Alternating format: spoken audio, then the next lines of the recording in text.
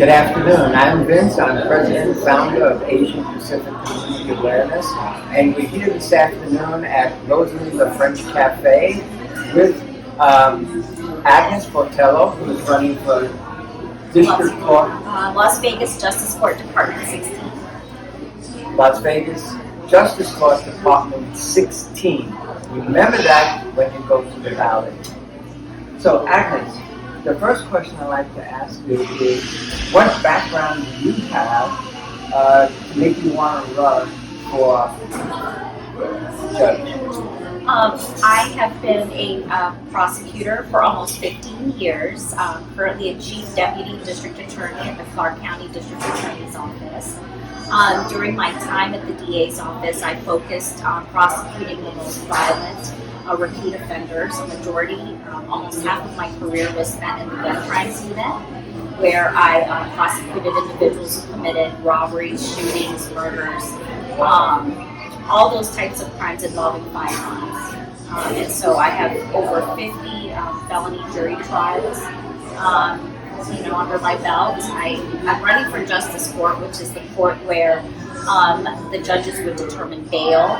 An individual's charged with a crime, they would go before a justice of the peace who would determine whether the defendant should be released or whether bail should be set.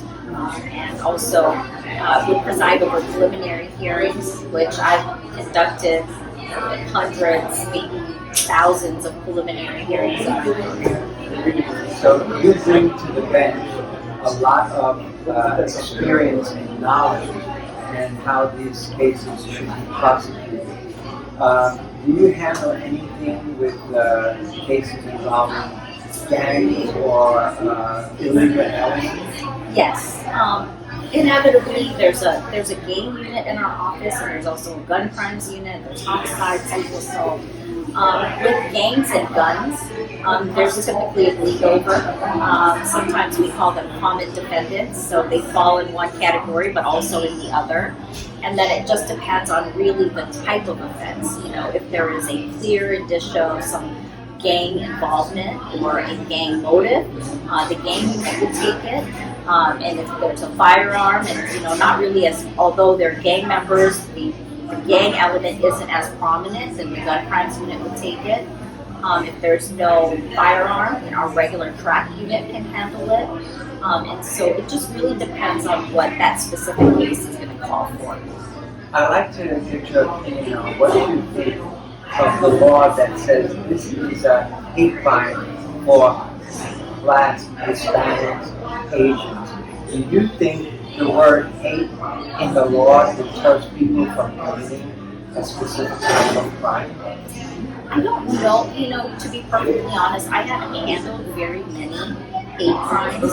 It is a charge, or it's an enhancement that's rarely charged because the elements are somewhat difficult to meet. One of my girlfriends, she's also a chief deputy DA. She handled a case where this woman stabbed this individual repeatedly, and it was because the individual was African American, and so we were able to charge that, but there has to be some sort of clear evidence that that's the motivation. Right. That's what I was thinking in talking to other people, that how do you determine it's a hate crime if when you investigate, you can't find out that the individual committing the crime mentions something hateful about that person's nationality or religion. Right. It's got to be very difficult. Right, yes. And in the case that I was telling you about, there were witnesses who heard, and then that particular defendant was interviewed and made comments about it. There were some mental health issues also involved, and so, it's difficult. It's difficult to prove. And we charge it sparingly. When it's overly apparent that that's an issue, then of course we charge it. With all that's going on today, and we talk about what happened with Texas and wanting to raise the purchase of AR-15s to 21, in your opinion, does raising an age, lower an age, adding another law on the books prevent or deter criminals and crime? office. As I indicated, I've been a prosecutor for almost 15 years. The majority of my time was in the gun crimes unit. And I just don't, people are not thinking about what the laws are when they're committing crimes. And actually, we have had a majority of our more violent, gun-related cases nowadays have come from juvenile courts. And so there are juveniles committing these offenses more and more, gang or no gang.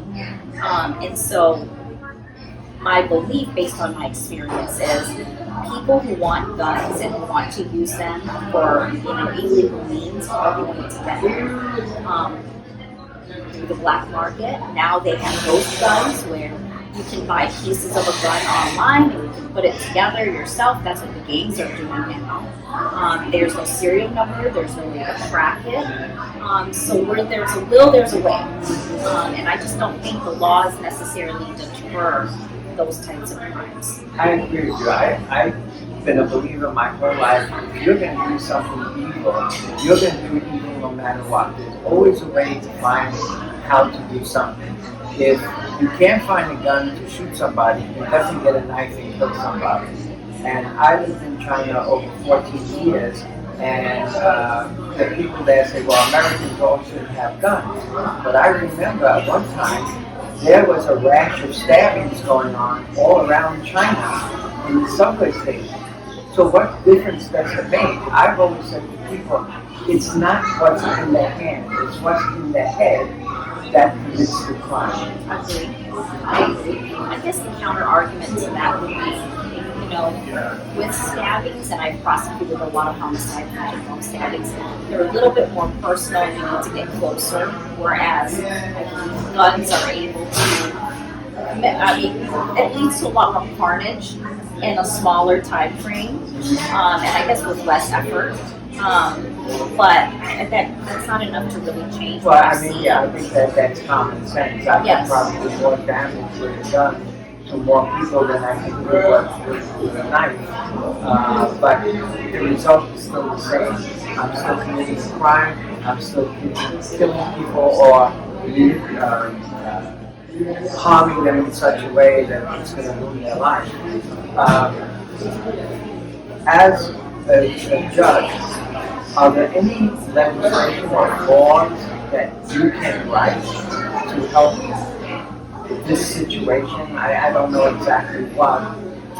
No, there's of course a separation of powers. There's a legislative body, right. There's a judicial body. As a judge, I would be taking an oath. I'm elected to be taking an oath to uphold the law, follow the law, and enforce the law as they are written.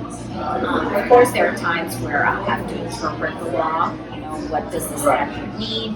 And that's where my discretion would come in. But judges should not be activists on the bench. Really, you're there to make sure that, we elect people for a reason. That's why it's so important to vote. If you want changes in the law, you have to be very, very aware of the people in the legislature that you're electing. So, would you have any input to legislation about certain laws maybe that they want to pass? Do the judges ever get together and decide, hey, this is not really a smart law, or this is a fantastic law, and submit an opinion or something to the legislature? I've heard of certain times where I believe it was with a domestic violence type of issue where judges have been asked for their opinions and things like that. Particularly the person who was running the domestic violence unit at the time. So for opinions, maybe. But certainly, they have lobbyists, but I'm not sure to what extent that line gets blurred. I know at the district attorney's office, we have a lobbyist who speaks on our behalf and we do try to have input on the laws that are being passed. I don't know that judges have that same. I just have one question I want to make a comment. How do we get these DAs from putting people back out on the street that shouldn't be on the street? That's really a misconception in that the DA's office gets blamed. And I'm not just saying this because I'm at the district attorney's office. I only wanted to be a lawyer, Vince, if I could be a prosecutor. I felt being a DA, being a prosecutor was my calling. I wanted to help victims. I wanted to protect our community. But the reason that I decided to run for judge is because I found as a DA, I'm not the one making the decisions. I am an advocate. I go to court and I say, Judge, keep this person in custody, or Judge, send this person to prison. And it's up to that judge to make the decision, one way or the other. And more often than not, I've been finding that a certain number of judges have been, more open to releasing individuals who have committed, violent crimes, repeat offenses, without bail, and without any type of skin in the game, really. We've had murderers out on house arrest, armed robbers who are just on high-level electronic monitoring, so that's a house arrest bracelet. And that's so easily cut off. Really, you get a tool from Home Depot and it's off. And you could be halfway to California or wherever you're going. And so, it's not necessarily the DA's office. That's why you just talked to my friend Danielle Piper. We want to change the decisions that are coming from our judiciary, which is why you have two prosecutors. Right. We want to have more of a say in what happens. There's one thing, to be an advocate, but sometimes it's better to be the decision maker, especially when you want to change. I agree with you. In closing, I would like you to talk to our audience, and if you could say something directed more towards the Asian community and make them feel that here in America, our judicial system does work, even though there are flaws, and they shouldn't be shy to speak to law enforcement, even if the minor crime is committed, because you can't prosecute something or arrest someone if you don't know it happened. And that's the big problem. Correct. Yes. Yes. In terms of the Asian community, I was born in the Philippines. I immigrated to the United States, to Hawaii, actually, when I was 8 years old. So I understand the immigrant mentality. I understand. In the Philippines, they had a very corrupt system when I was living there. And so I understand why, immigrants would be standoffish with the police or not want to engage with the police. But having been a prosecutor for all of this time, I'm just going to tell you, the police are there to help. And what the police do is they gather evidence and they gather information that makes it into a file to my desk. And as a prosecutor, I read over that, see if there's enough evidence, and I will prosecute the individual who has been arrested or charged. And I do that on behalf of the people of the state of Nevada, which are all residents of the county. It's important to take part in the criminal justice system because inherent in courts and judges and defense attorneys and prosecutors all working together, we need our community to be engaged. The judicial system is as much as what offends the community is what should offend the judiciary, and that's what should be punished. All too often I've found, even as an Asian American myself, people from my own community don't want to serve on the juries. They pretend not to speak English, even though my aunts and uncles speak English very well, because they don't want to serve in it. It's intimidating, but we need people from our community to step up and help our system work properly. Inherent in that, or part of that, is voting. And Asians have a very low turnout rate in terms of voting, but we are also the highest growing minority group in Nevada. And so I've been telling people this over and over again. If Asians vote, if you made the voices known, you could very well, your vote could very well decide the elections. Some of our elections have come down to 5 votes, 10 votes, 100 votes. And so we need your support. Part of the reason I'm also running is because, we need representation from the community.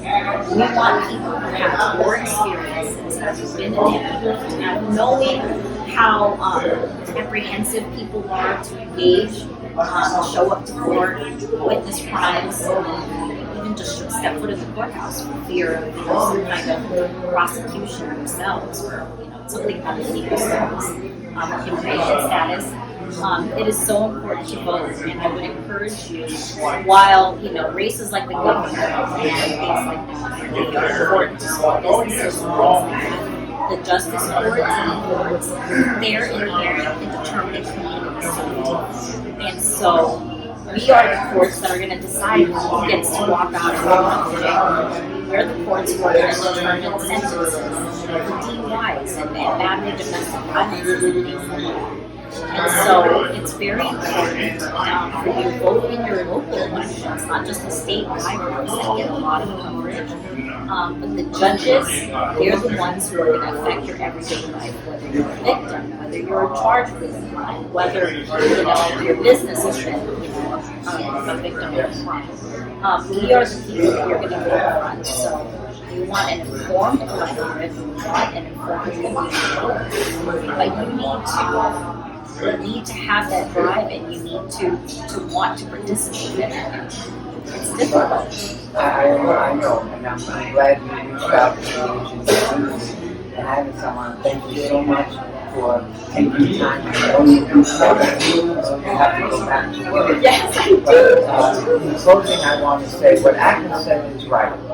And I've been trying to focus on Asian Pacific community awareness on the down tickets, because these are the people that affect our lives here in Las Vegas and Nevada every day.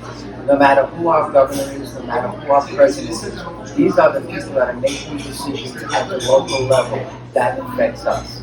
So please, get out and vote and bring your friends with you. Thank you. Have a nice day. Thank you so much.